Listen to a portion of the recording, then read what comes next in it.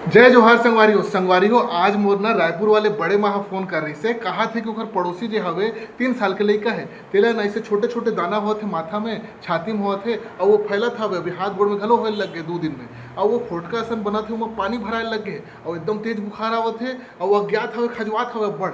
तो ये है मोर लगत है छोटे माता हो गए चिकन पॉक्स हो गए ऐसे लगत है। तो एला डॉक्टर ते दिखाओ के नहीं रहे तो मैं बोला का बनी दिखावे लइका मन के डॉक्टर ला। और पहली बात ये चिकन पॉक्स हरे के नहीं वो डॉक्टर बताई तो लइका ला डॉक्टर फिर जरूर दिखा ले। लइका मन के कई जन डॉक्टर हवे रायपुर में बाल गोपाल अस्पताल है, ब्लू बर्ड अस्पताल है, पेटल्स अस्पताल है, एकता अस्पताल है। लेकिन भाई दिखाओ मन जांची चेक करी तब बताई। कहा तरीस के ना नहीं रे लइका डॉक्टर दिखाऊं तो कहूँ लइका डॉक्टर ले घलो चिकन पॉक्स तो नहीं हो जी। तब मैं क्यों बड़े माँ हमन ना कई ठन बड़े बड़े बीमारी देखथन कोविड जैसे बीमारी का सामना करें ना सबके इलाज करे हमन हैं।